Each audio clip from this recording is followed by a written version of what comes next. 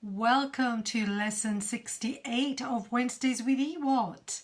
Hey everyone, this is Shanti Kumaraswamy Street, zooming in live from London and hoping you're having a great week. Midweek, we're almost at the end of May, and can you believe it? And venturing straight into June come Friday.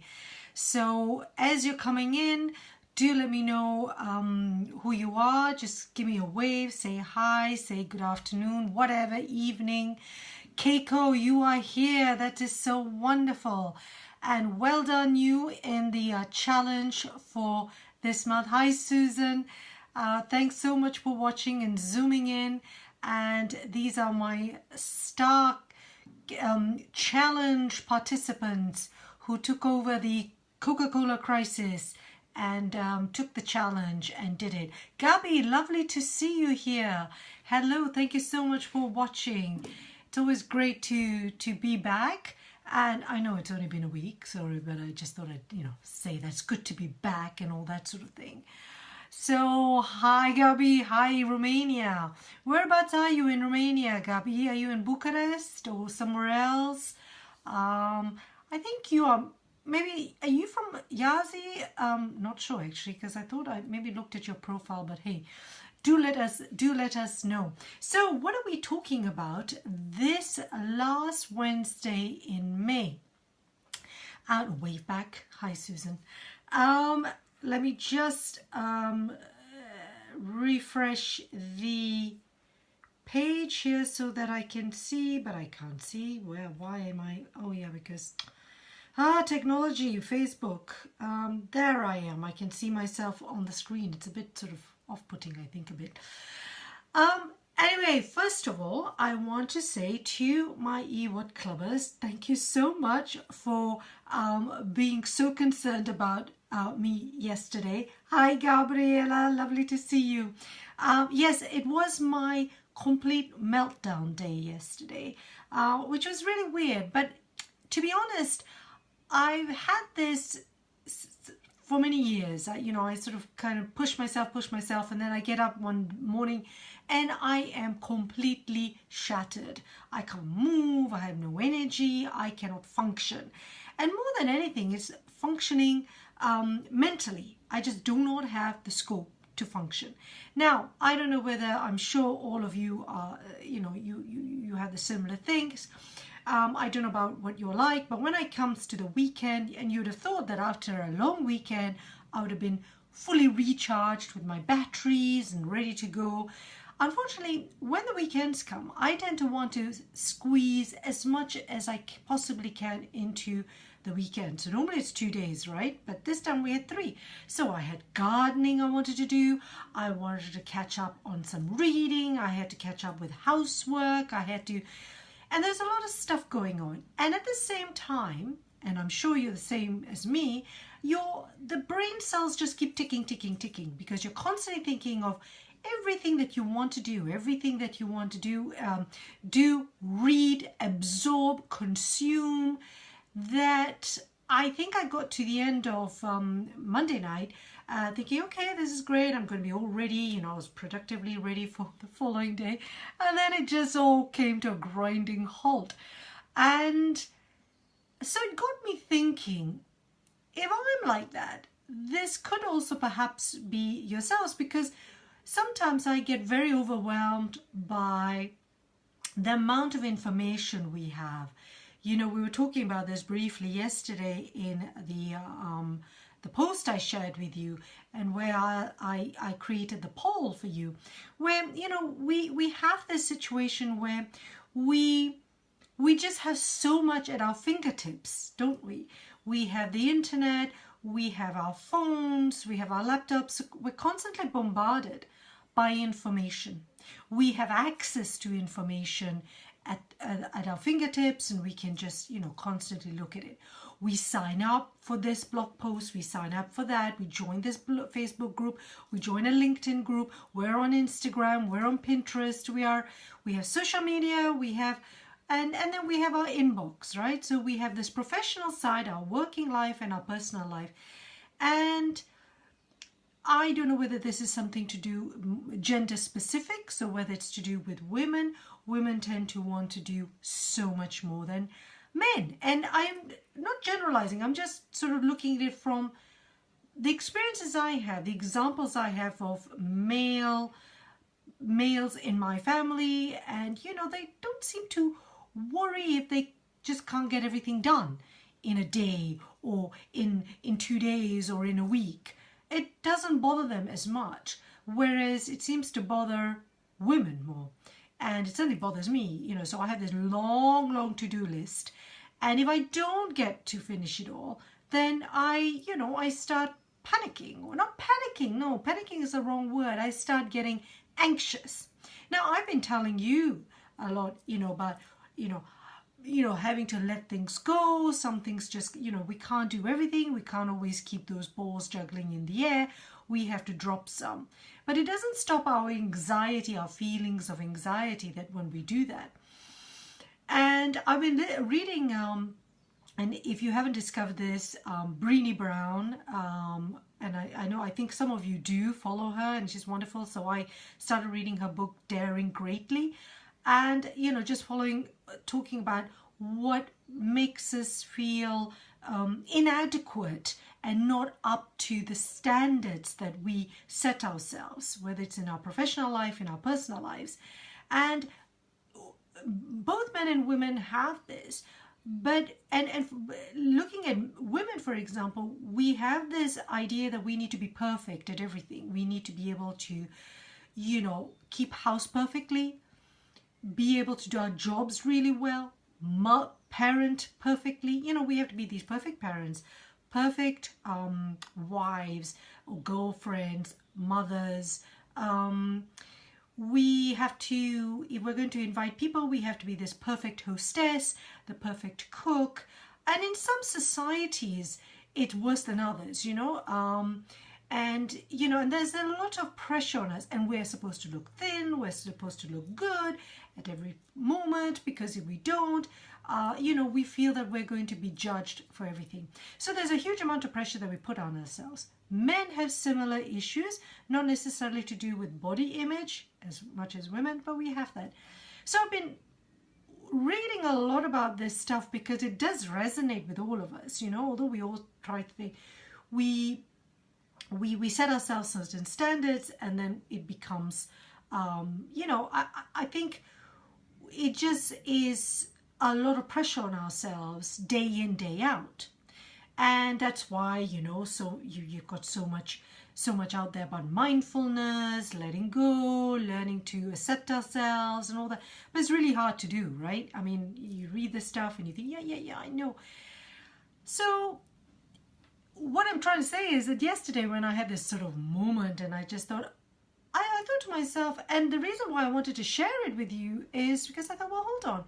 If I'm feeling overwhelmed by the things that I want to produce and create, and I'm constantly telling people to, declutter.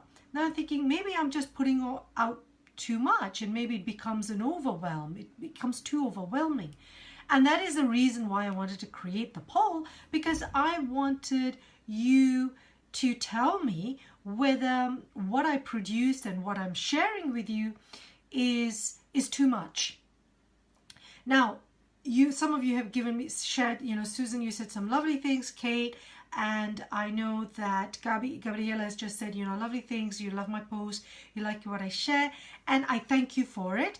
But at the same time also, I don't want you and all the other fellow clubbers to feel too overwhelmed. We all are very busy. I know, for example, I don't know any of you if you've ever subscribe to a magazine that you receive every week. Now, for example, I used to be a subscriber to The Economist magazine, which is, for it's a tough magazine to read, very, very well written, very interesting, and it comes out every week. And I, subscribe to it. And this was a few years ago, and it comes in religiously every week. You can have the digital edition, or you can have the printed edition, or both. And it would come in, and I would religiously read it, but there's a lot to read every week. it got to a point where after 6 months in on my subscription, I was becoming so anxious of not being able to complete reading this magazine which I'd paid for, and I was just thinking, oh my goodness, this is too much, it's too much. And so I ended up beginning to resent seeing this thing coming through my post, my door, because I just think, oh, no, not another one. I haven't read 2 editions ago, and now I've got to read this one, and I'm never going to keep up. I'm never going to keep up. Now, instead of saying to myself, yeah, well, it's tough, I'm just not going to be able to. No, I felt so guilty that I wasn't doing it and I wasn't keeping up with this information. And I should be setting aside enough time to do this, and I should be doing this. And you think, in the end, I unsubscribed. I stopped my subscription. I didn't unsubscribe. I just stopped my subscription because it was too overwhelming. The other one was another magazine, was an Italian magazine similar to The Economist, called Internazionale. And I was going to subscribe to it because I wanted to be able to practice my Italian reading. And Gawi, you have the same feeling with The Economist? It's terrible, isn't it? It's just like so overwhelming. It's just like, oh my God, this is far too much. I can't deal with it.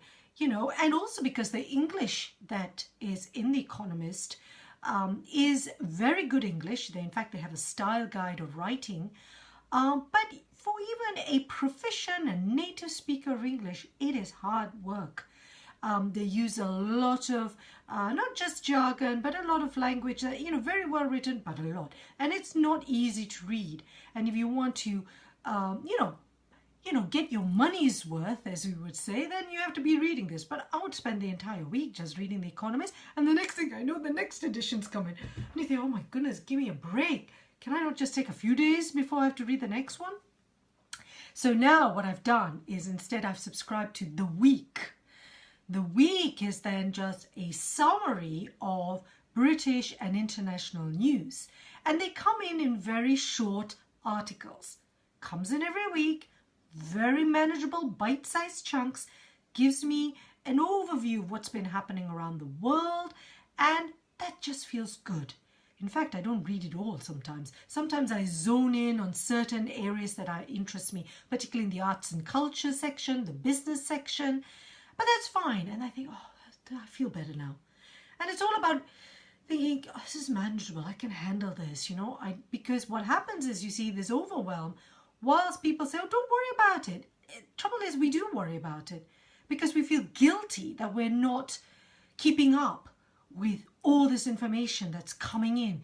Either it's into our email inbox, whether it's coming onto our news feed, whether it's on Facebook, LinkedIn, Twitter, Instagram, God knows, however much. So that's why I thought, we have so much of this stuff. And it's the same as I was mentioning to you about Internazionale, this magazine. And I really like it because, again, it was a mixture of international Italian news articles, very well written, and easy enough for me to, read in Italian and not feel that I was constantly having to stop and start. But I spoke to one of my clients and I said, so what do you think? She said, oh, I stopped it in the end because you came every week and there's just so much to read. And I began to realize what she said, because every time I'd go to Italy, I'd get the edition that comes out on a Thursday. And by the following Thursday, I was only a quarter way through it. And I thought, I know what you mean. I know what you mean here now. And the thing is, get this, I bought a copy of the Internazionale in January when I came back from Italy, Milan, over Christmas. It's still in its plastic wrapper. I know, it keeps staring at me accusingly, going, why haven't you opened me up? And I'm thinking, yes, I will. But I've got, the English teaching professional to read. I've got this to read. I've got that to read. Yeah. So where does it stop, right? At what point do we say to ourselves, enough is enough? We need to start decluttering. And so in this class, if you hadn't noticed, I want to really talk about this real issue of overwhelm and how do we reduce that overwhelm? How do we declutter? And how do we then become more productive by the decluttering process? And I don't have all the answers. I've been doing some reading and I just want to share with you, and I'd love to know what your thoughts are and what has worked for you. What are you struggling with? Because here's the thing, although you might be saying, hold on, Shanti, we're in the EWAT club, we're talking about English with a twist, we're talking about, feeling more in control when you communicate in English for work, improving your English. But here's the thing, this is the one thing that I get always from my clients, and my existing clients, my old clients, even clients who are who were thinking of joining the Business Writing to Fluency program last month. The biggest thing everyone tells me is, I don't have time. I don't know whether I'm going to have time to complete the program. I don't have time whether I'll be able to even start the program. It's that sense of time. It's that, I just do not have time. When I have more time. And, I've covered this before, and we all say, yes, hello, none of us have more time. The question is, how do we make the best use of our time? The trouble is, though, if we don't know what we're doing with our time, how can we make our time more productive? Because we're all busy, right? We're all very, very busy people. And most of us are busy. But sometimes you wonder, all this busyness, is it actually achieving anything? Or am I just going around this treadmill like I shared with you the other day? Because sometimes I feel that. I'm doing all this stuff, it's looking great, it's wonderful. But you think, yes, but what is the return here? Am I actually achieving what I want to achieve? Or am I not getting anywhere? And the reason I want to correlate this to your journey on improving your English to feel confident, to feel in control when communicating in English on your terms. This is the important message I want to pass to you. This is not about speaking like a native speaker. This is not being perfect in English. This is you feeling confident, feeling in control, and taking control about how you want to communicate in English. So you have to sit down and think, this is how I want to do it. But it's sitting down and deciding, what are my goals? What do I want to do? So you then break it all down. That's for another class, right? So, but this is how we want to do it. And everyone says, okay, so I need to do this, I need to do that, and you have all these ideas, but then you don't quite know where to start, and you don't know where you're going to find the time. So when people say to me, I don't have time, yeah, that's valid, because we all do. And I think, yeah, so we don't have the time. And then you think, oh God, where's the time gone? And have you ever wondered where the time goes? Because, you start maybe work at 8 o'clock, 8:30. And before you know it, it's lunchtime. Then you start again. And before you know it, it's 6 o'clock in the evening. And the day is gone. It's already Wednesday. It's already Friday. Where's the weekend gone? And if I asked you, what did you do this time yesterday? You probably can't remember, because I can't. I can't remember what I was doing this time yesterday. And unless it's something that was quite dramatic, most of us get lost in the whatever we're doing. So I thought to myself, well, there's got to be some way that we have to be able to, before we can even find the time, we need to know where we lost the time. What are we doing with our time? So I thought to myself, why don't we work together in terms of trying to find out what we actually do with our time? And the best way is to actually record every single hour we spend.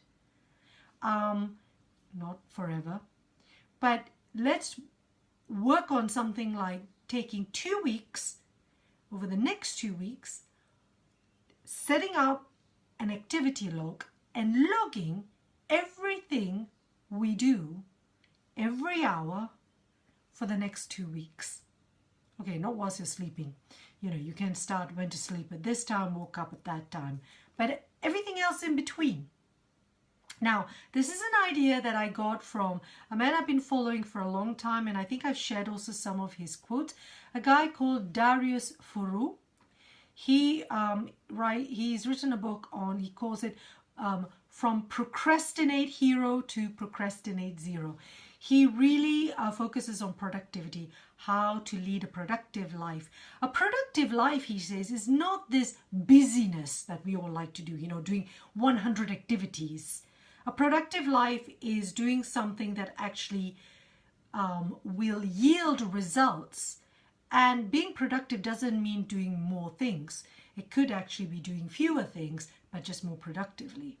Like what we were talking about yesterday when Kate shared with me, yeah, less is more. And that is what I was saying to yourselves when I asked you to have the poll is, do you want to see a post from me every day on the group, or do you want to see twice a week? Less is more, because the less you're seeing means that you have more time to digest that information, to absorb it, to reflect on it, rather than just consume an awful lot. And then, it just becomes an extra bit that you're just consuming. So that's what I was thinking. So, looking at the idea of how do we go for that less is more, we need to first see, where do we actually waste time? Because I bet you do, because I do it all the time, right? So Dario Furu says, and this is what he says, please, I hope you're still with me, because you've all gone very quiet. Please give me a wave if you're still with me. If it's not necessarily, listening in, maybe spiritually, but I kind of want to share with you what I'm thinking here. So looking at how are we going to focus on,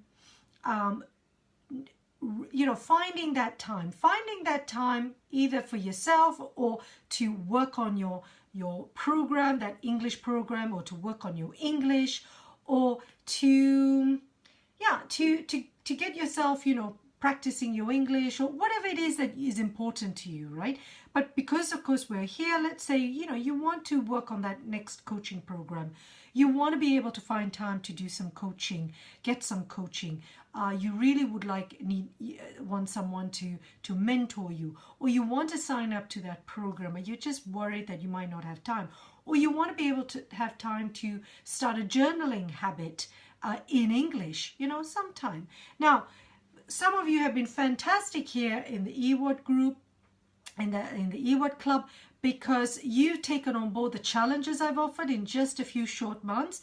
You found the time. So, you can find the time if you want to, right? So it's all about motivation, and it's wanting to do it, and the desire.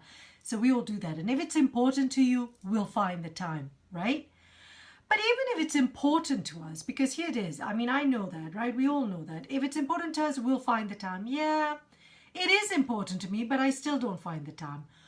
And yet I'll somehow find the time to spend an hour scrolling through my Facebook newsfeed, or just, I don't know, doing, reading through the BBC News and just scrolling on YouTube, so, really pathetic stuff like that. And then you realize that an hour has passed, or you're just reading one blog post after another, So there are moments when we do waste our time, and we could actually be far more fruitful. So all that is in our head, though, oh yeah, I know I spend too much time. Oh, I know, yes, I must reduce that. But how do we reduce it if it's all sitting in our head? That's why the only way we're going to do this is by logging it, by seeing black on white exactly what we're doing with our time. And this is where Darius's idea comes in. So he says, step 1 is to know your time. Where does it go this time, right? So if you want to manage your time better, you need to know where it goes. So he says you need to track it, to track your time. So get yourself an activity log, and it doesn't have to be anything, just pen and paper. Put it by your side, and you are going to start your day, every day. Start with, okay, you get up, I don't know, what time do you get up? 6 o'clock, 6:30, 7:30, and log. And each hour you log and say what you've done. So whether it's from 6:30 to 7:30, had breakfast, had my shower, did whatever, then you read your emails for the next hour. But every hour you're logging what you're doing. And do it for, say, 2 weeks. Doing it for longer is unsustainable. We'll soon get bored. But if we could track in a 2-week period what we do every single day, every single hour, bar from when we're going to sleep, I don't know, has any one of you tried it? Because I'd love to know. So I was thinking to try this together. So here's the thing. Step 1, he says, pen and paper and log what you've done every single hour for the next 2 weeks. Then step 2, after we've done this, he says, we're then going to identify all the non-productive work. So he says to go through the recurring activities that we have one by one. And then you need to ask yourself, what would happen if I stopped doing that one activity, that recurring activity? So you look at a pattern and you look at this pattern, you go, okay, so what would happen? If the answer is, oh, God, nightmare, the world will end and it's just, no, I've got to do it, okay, that's fine, keep it. It's clearly a very important thing. But if the answer is, no, nothing would change, nothing would happen, nothing serious would happen, there will be no consequence, then that is a non-productive activity. Time to dump it. Because that is a time waster. So, I don't know, what do you think? I'm going to be sharing this post he wrote so that you can see what how his idea is working.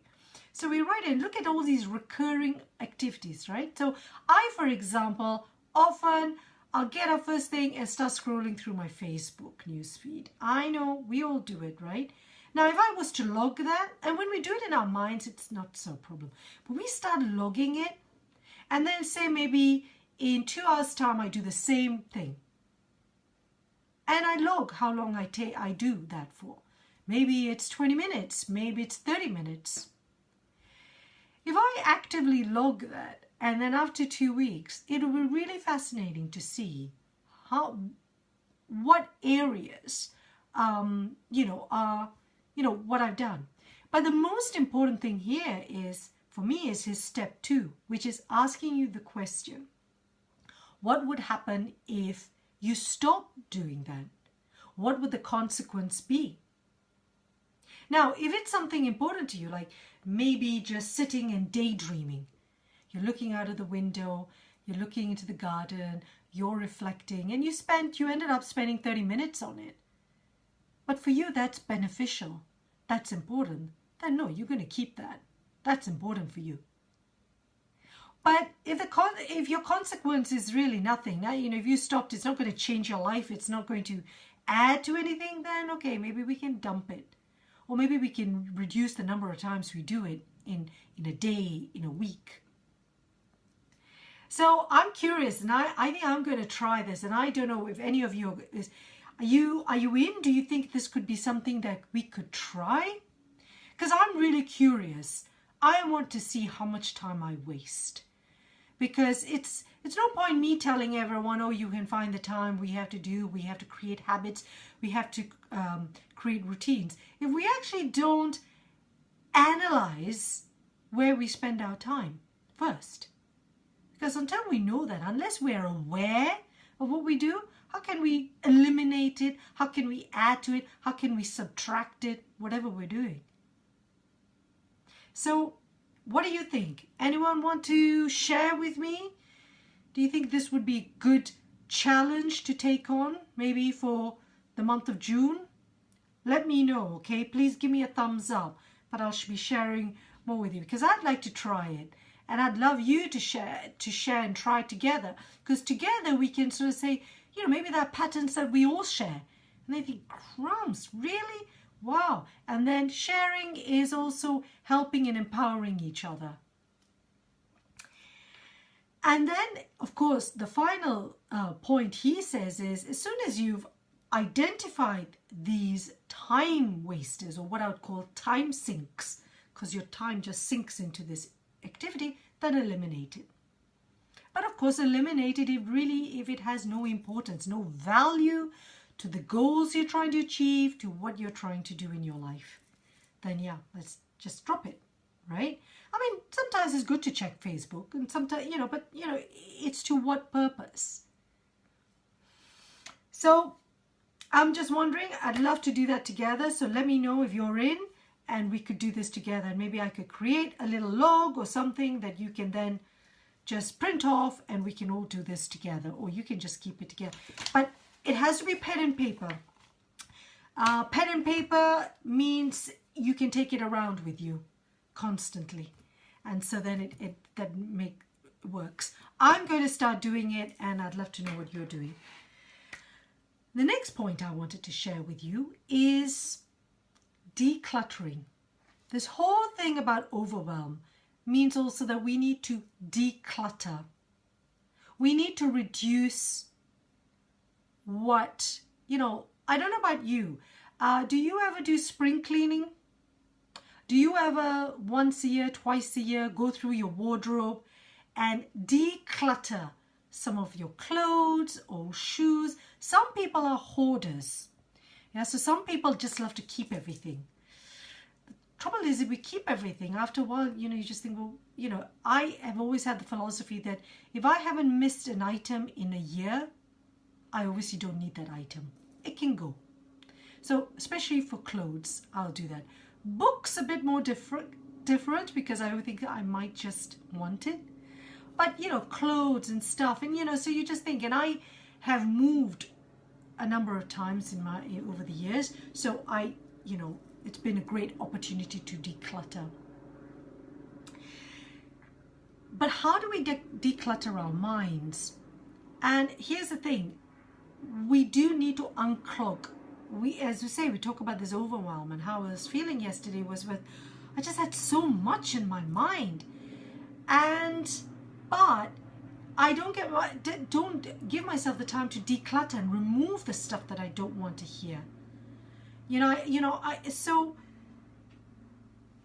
And here's what I want to say, and this is why I asked you the question yesterday, how often do you want to hear from me? Some people I've noticed who've joined the EWAT club, where I've asked you some questions, and you've been kind enough to answer the questions because I want to know how important. But one of the things I see whether I want to add you to the club is I notice how many groups you're part of, members of, on Facebook. There's some people who join loads and loads of groups. They're members of, 100 Facebook groups. Well, let me ask you this. If you're a member of 100 Facebook groups, how often do you follow them? How often do you engage with them? Why did you join these groups? What were you hoping to achieve? What were you going to give?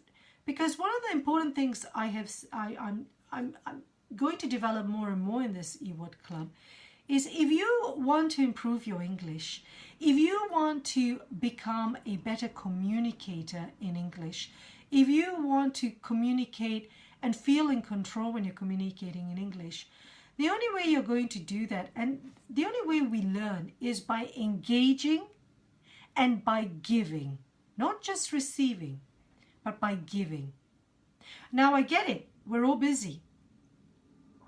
But what I want to create here in this group is I want you to engage with each other.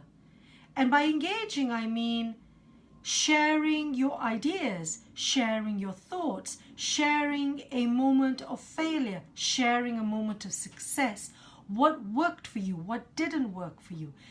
Not just waiting for me to add something into the group. I can share posts.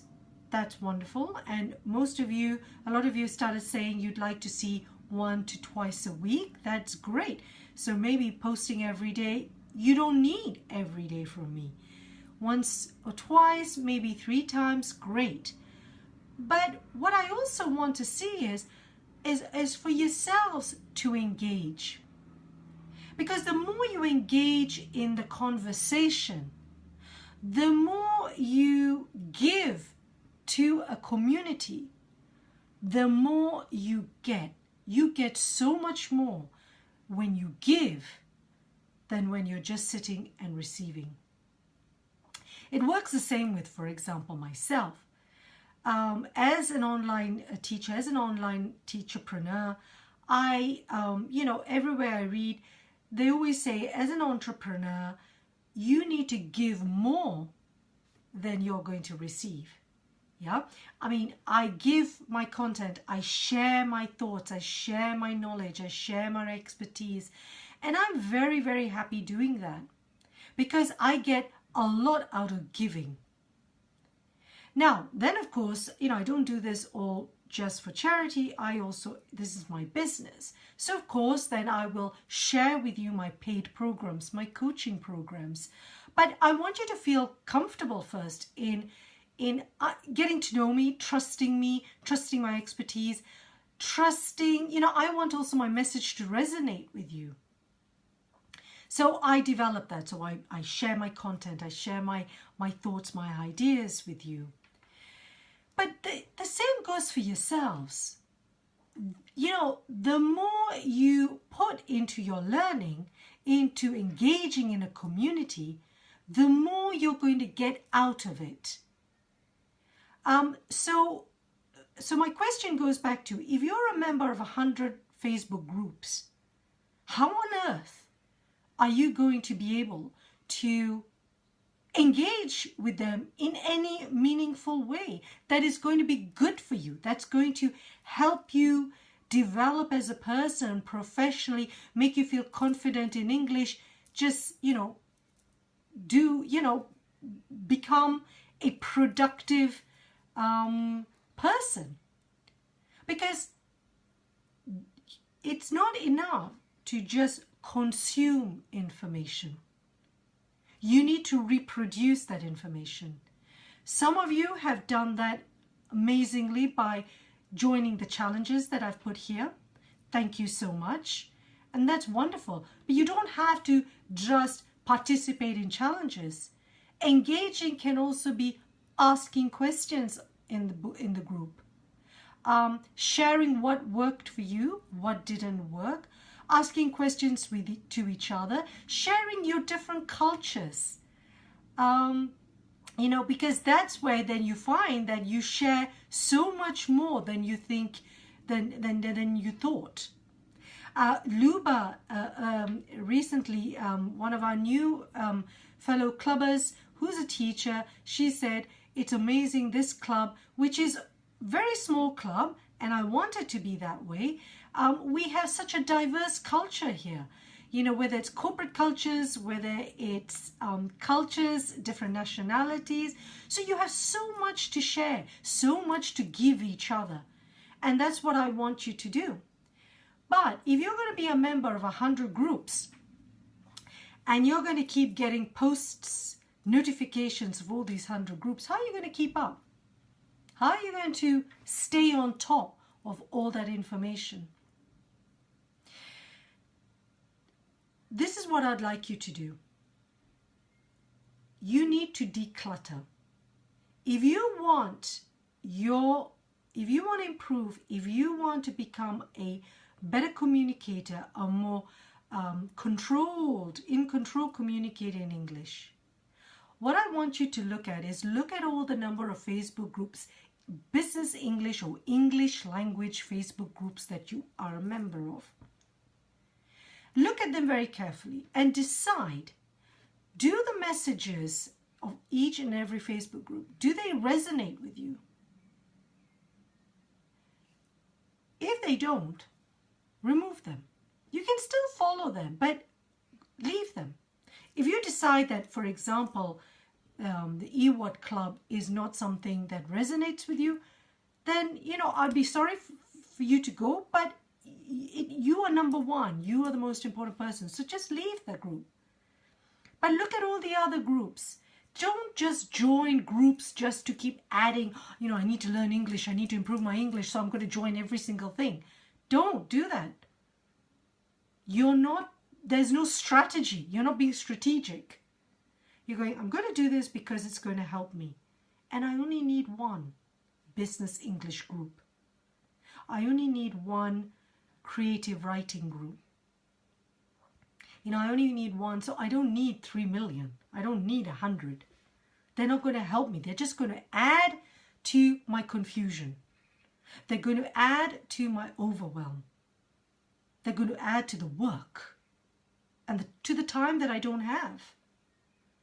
So, be strategic when it comes to how much information you want to consume. Similarly, don't read 500 blog articles about English or business English. Choose bloggers that really resonate with you and subscribe to one or two so that you get their newsletters in your email inbox. Otherwise, most of them, what you could do is download an app called Feedly, and I'll write it down here, and just get their news feeds. As the news feeds come through, you'll get them, and you can put it onto your browser, and once a week or once a month or twice a month, you can just check on what's been happening. But instead of subscribing to everybody, because then what happens is they clog up your inbox, and then you think, oh my God, this is just too much. Maybe just go into Feedly. Subscribe to a couple. I know we all want everyone to subscribe, but subscribe to the people that resonate with you, whose writing resonates with you, that helps you, that you feel, I really recognize myself in this person's writing. They're really speaking to me. And if they do, great. I've had some clients, I see people unsubscribe from my email list. And at the time, I remember at the time, thinking, oh my God, this is terrible. But to be honest, I'd rather be writing to people who really want to read from me and not just write to people who are not going to engage.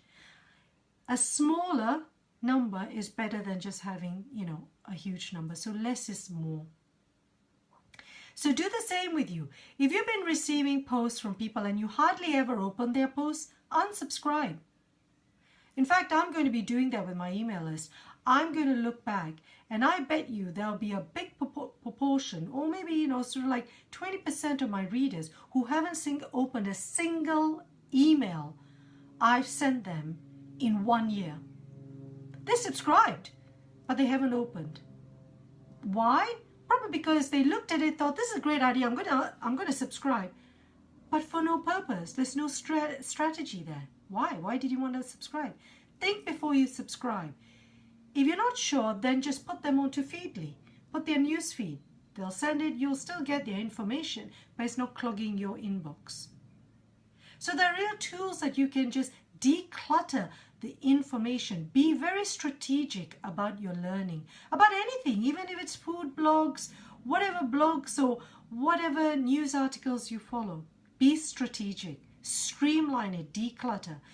It makes things a lot easier to handle.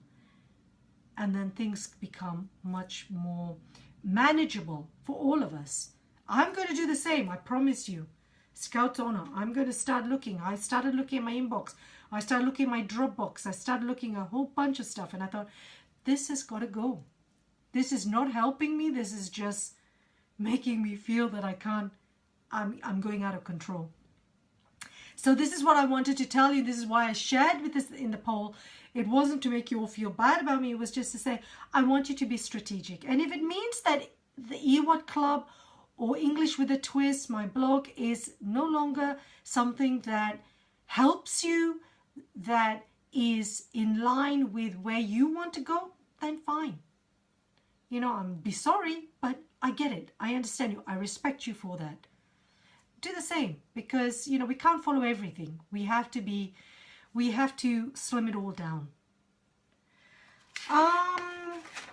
Gosh, I've been talking a lot and not seen a lot of, I don't know whether you're still with me or people have just disappeared.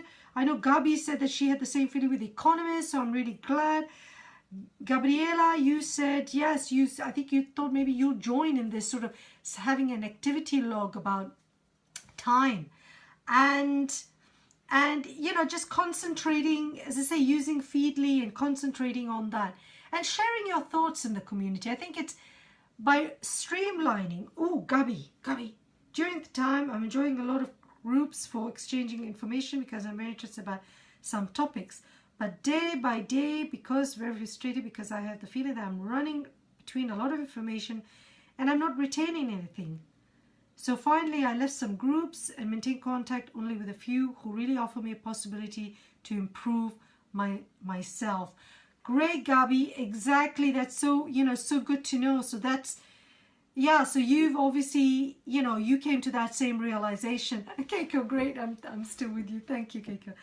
Yeah, it is true, isn't it? Because it just becomes too much. So you have to streamline and think, I'm only going to go for, So if people join this group, I also look at how many groups they are. And if they are members of too many groups, I decline them. Because I think, nah, you're not going to engage here. For you to feel really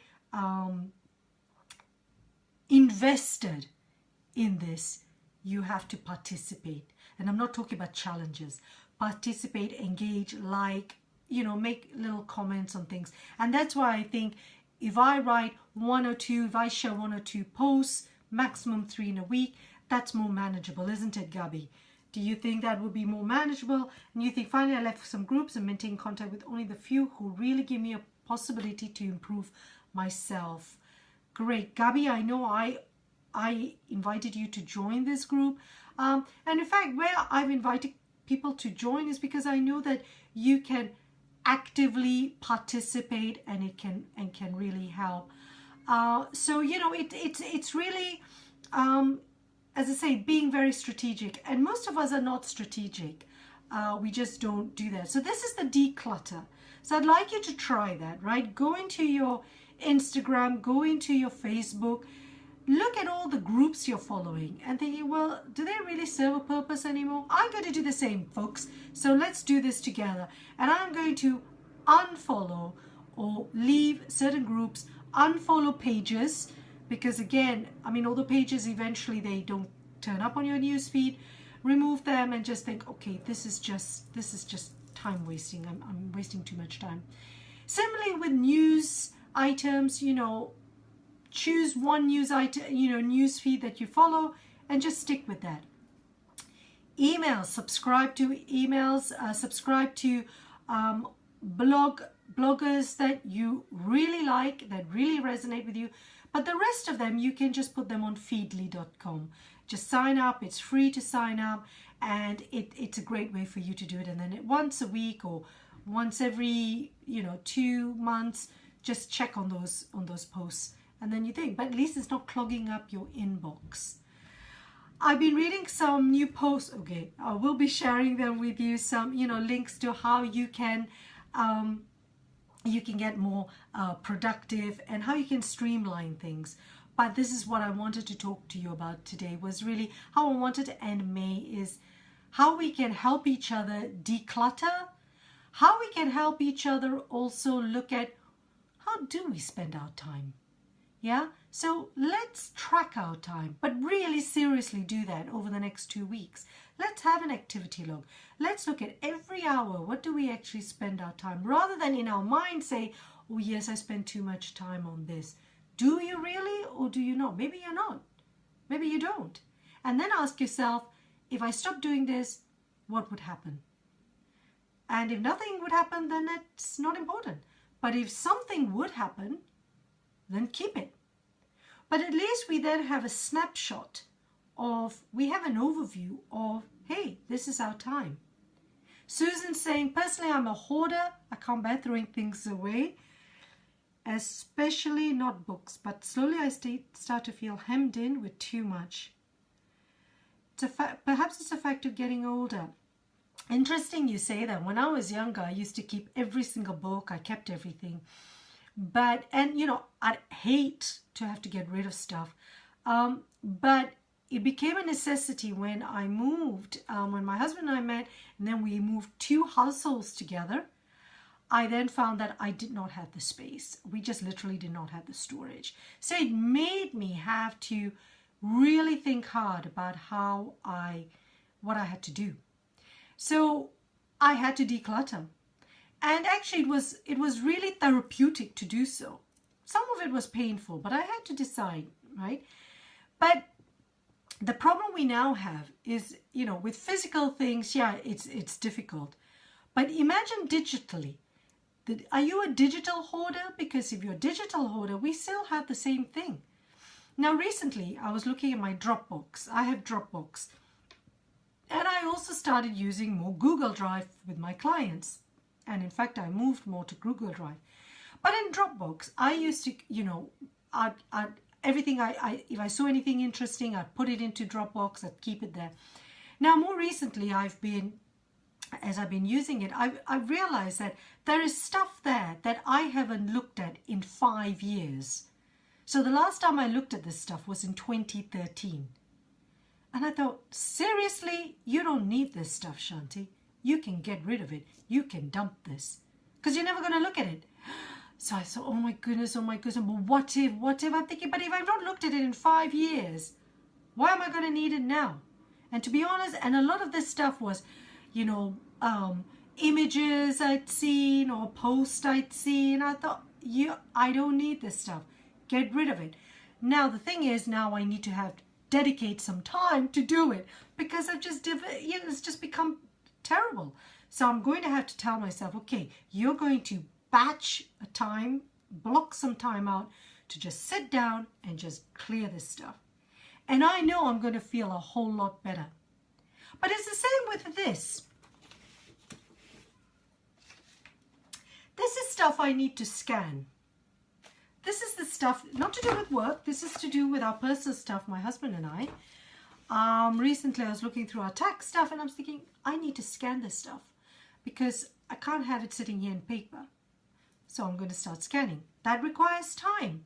Okay, so rather than looking on Facebook, I should just take that time, do it, and then get myself into a system of thinking, Shanti, if this stuff you don't need, let's clear it. There's a wonderful article I read recently, and I'm going to share it with you in the show notes here for today's class, written by a person I used to work with, and she's used this KonMari method of decluttering, but she's written a post which is called Digital Clutter, and it's KonMari, Your Way to E-Freedom. So it's how to declutter our digital world, whether it's on Facebook, whether it's social media, whether it's emails. One of the things she does, which I'm not sure I'm brave enough yet, she actually does not have emails on her phone.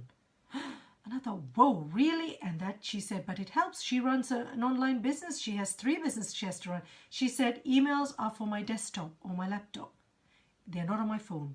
So therefore, I don't get hooked into answering my emails when I'm on my phone. So there were very interesting things, and I'm going to share with you because I'd love to know what you think. Because there's certain things I thought, that's just, how is this going to happen?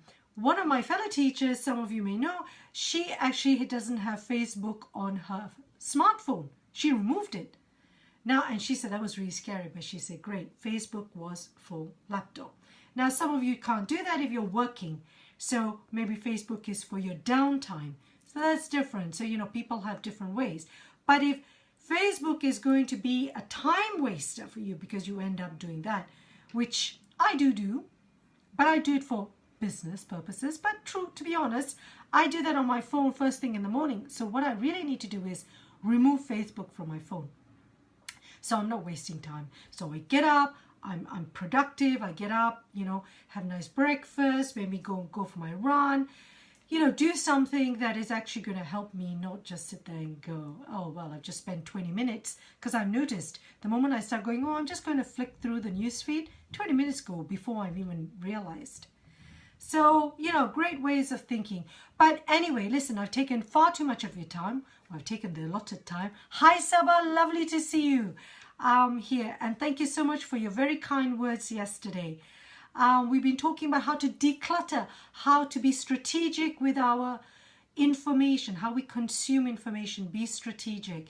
And I hope that some of the ideas I shared with you here are helpful, because these are ideas that I don't have the answers to, but I want to be able to share with you. And I'd like you to come on the journey with me in terms of this activity log. So I'm going to share with you Darius Furu's post on how to, this is what he says, how to declutter. Oh, I've lost his post. No, because this is another one I've looked up. How to stop wasting time, basically. He says, it's really very much to the point. He says, stop wasting time. This is what you need to do. So it is having your activities. So the results are what matters most. So whatever you're doing is not going to give you the best results, then we need to ditch it, right? So know your time. So activity log. I'm going to share with you this how to declutter digitally. And I want you to really think hard about those Facebook groups and how much you consume, how much information you're consuming in helping you with your business English. How many groups are you part of? Maybe you don't need to be part of so many groups. How many blogs are you subscribed to? Maybe you need to unsubscribe to them. Choose the ones that strategically help you. Choose the ones that are going to that resonate with you, and remove the rest, or put them into your feedly.com. So sign up to Feedly, it's free, and that allows you then to free up your inbox and only follow the people that really matter to you. I started doing that. This whole regulation on GDPR, the General Data Protection, which I shared with you, if some of you are members of my email club, then that has forced me to unsubscribe to some people that I didn't even know I was unsubscribed to. I'm like, oh man, I haven't read them in years. Okay, they're not important to my life at the moment. So do that, be brutal. And by being brutal, we are also taking back control. Rather than this out of control, I've got no more time, it's because we're out of control. We don't know what we're doing. And so that's what I want to leave you with. And that's why I asked you yesterday on that poll, how often do you want to hear from me? Twice a week, it's fine. You're not going to hurt my feelings. Fine. Because what I want to know is, when you do hear from me, you want to hear from me, you're going to engage. But more importantly, in this club, I also want you to engage yourself on your terms. Ask questions, share your thoughts. Put a post if you've read something interesting that you think would be of interest to the group, to the club. Share it. I'll have a quick look, and if I think that's going to be valid, I'll put it in there. And sharing is caring. So if you read somewhere something, or someone shared an idea with you, share it with us. Be strategic. And the more you engage, the more you give, you're going to get so much more out of anything you do. Trust me, because I've done that. I've noticed the more you give, the more you get out of it. Don't just be a consumer. Be a creator. Don't just consume, create. Create your own stuff. Create your questions. Create your engagement. That's where you take ownership of your learning, and you take control of how you communicate in English. Don't forget, you're doing all this in English. So everything you're doing is going to be a learning curve. Gabriela, what did you just say? I understand how you both feel, Susan and Gabby. It's happened to me sometimes, but I've learned just to select what really matters to me, as Shanti has just said. Brilliant. That's wonderful, Gabriela. Yeah, that's great. So be strategic. Great. Listen, thank you so much for your time here on Wednesdays with EWAT. Thank you for tuning in for another live lesson. Now, I have a couple of things to say before I go. So, in the month of June, we're starting a new theme, business idioms. If you are subscribed to my English with a Twist newsletter, then you will receive the blog posts that I send every Friday. And if you want to receive those, then please do subscribe. I'd love you to subscribe because I'm not going to share them everything here on the EWAT Club. So the theme is going to be on business idioms. I will be also sharing some thoughts and ideas on business idioms here in the EWAT Club. One thing I want to share with you is that there will be no episodes of Wednesdays with EWAT Live in the month of June. So sorry folks, this week is the last time I'm going to be on Wednesdays with EWAT until the beginning of July. Why? Next week I'm going to be in Milan to be with my mom. My mom is going to be having an operation, so family comes first, as health comes first, like Saba said. So I'm going to be in Italy, and the following week I'm going to be in the States to be with my sister, and I'm going to be in the States for most of June, and I come back at the beginning of July. And the time zones is 8 hours behind. It's just not going to be practical for me. So I decided, again, not to overwhelm myself and you, that I would not have Wednesdays with EWAT next month. So no Wednesdays with EWAT. I will not be here every Wednesdays. I will be here putting a couple of posts up with you, sharing and talking to you about business idioms. If you are a member of the EWAT of English with a Twist, then you will get my audio blogs, which will be my blog posts and also the audio versions of those. If you're not a member of EWAT and you'd like to receive my weekly lessons, then do sign up. Just go to englishwithatwist.com, sign up, subscribe there. You will get my free e-guide plus my weekly lessons that come out once a week. So it's entirely up to you, whether you want to or not. But those posts I'll be doing will be on my business idioms, which are my archive posts. I'm going to be reformatting them, rehashing them. I'm going to be producing the audio version for them, and I'll be sharing them. So watch that space. Thank you so much, Gabi. Thank you very much. I'm going to miss you guys here on Wednesdays with EWAT, but it's only for the month of June. In the meantime, whilst I'm away, I'm going to be thinking about new stuff that I want to create and do. So, and so please, stay in touch. But as I say, I'm still going to be here in the EWAT Club, just with different types of posts. So until I'll be back in July, but for the month of June, the theme is going to be business idioms, and I'm going to be sharing that. So stay tuned in the EWAT Club. I'll be sharing with you much more information on that. I might even actually have a little challenge, but we might start this little challenge on how to declutter. So maybe we could do that together, because it'd be great to see how much time we spend or waste and what we can get rid of, and how we can be more strategic in how we work towards our goals. So there you have it, everyone. Have a lovely rest of the week. I won't see you live, but I'll see you here in the EWAT Club back tomorrow, but on different things. But I might come in live every now and again. I don't know. I might see how I'm feeling. But otherwise, I'm going to concentrate on my family next month, and then I'll be back in July with another new set of Wednesdays with EWAT lessons. Thank you so much for watching. Thank you for being wonderful members of the EWAT Club, and also members of the EWAT community in my newsletters. And I really, without you guys, I wouldn't be around. There's no point doing what I do. So thanks so much. See you next month. But in the meantime, I'll be here on the EWAT Club. So keep asking questions, start engaging, be strong followers of this club. Ciao for now, folks. I'll see you soon. Ciao. Take care.